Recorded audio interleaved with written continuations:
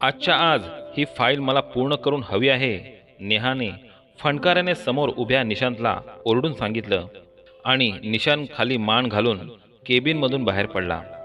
निशांत एक middle class फॅमिलीमधला 27-28 वर्षाचा मुलगा, तर नेहा मोठ्या कंपनीमध्ये मोठ्या हुद्द्यावर जवळपास 30 वर्षाचा अनुभव असल्यामुळे या पदापर्यंत पोचलेली नेहा काम करून घेण्यासाठी स्टाफला नेहमी त्रास द्यायची.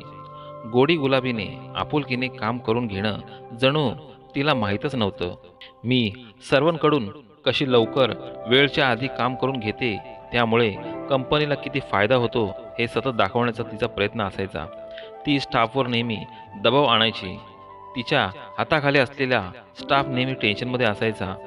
आज निशांतसुद्धा असाच टेन्शनमध्ये असल्यामुळे त्याला काही सुचत नव्हते. 2 दिवसापूर्वी आईला हॉस्पिटलमध्ये ॲडमिट केलं होतं. शुगर खूप वाढल्यामुळे हॉस्पिटलमध्ये काही दिवस ठेवणं भाग होतं. घरी आई आणि तो असे दोघेच जण.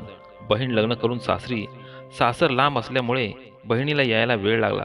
त्यामुळे 2 दिवस निशांतला आईजवळ हॉस्पिटलमध्ये थांबावं लागलं.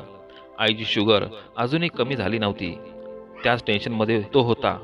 लेडीज वॉर्ड असल्यामुळे रात्री तो आईजवळ थांबू शकत नव्हता. त्यामुळे सकाळी आपण आईजवळ थांबावं आणि रात्री ताईला सांगावं असा विचार त्याच्या डोक्यात असल्यामुळे तो आज ऑफिसमध्ये घरून काम करण्यासाठी अर्ज करायला आला होता. पण मॅडमचा मूड पाहता त्याला काहीच बोलता आलं नाही. खरं तर ही फाईल अगदी 15 दिवसांनी पूर्ण केली असती तरी चालण्यासारखं होतं. पण कामाचं क्रेडिट घेण्यासाठी नेहा घाईत सर्व काम करून घेत होती. नेहा मॅडमना अर्ज देण्यासाठी गेलेला निशांत चेहरा पाडून परत येऊन जागेवर बसलेला पाहून त्याच्या सहकार्याने म्हणजे नितीनने त्याला त्याबद्दल विचारले असता निशांतच्या डोळ्यातून आज पहिल्यांदाच अश्रू आले.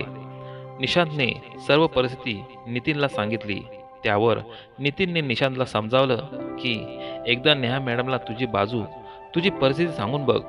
हवं तर मी पूर्ण करून देईल त्यांना ही फाईल 2 दिवसात. अर्थात माझ्याकडे सुद्धा वर्कलोड खूप आहे, त्यामुळे किमान 2 दिवस तरी नक्की लागतील मला ही फाईल पूर्ण करायला.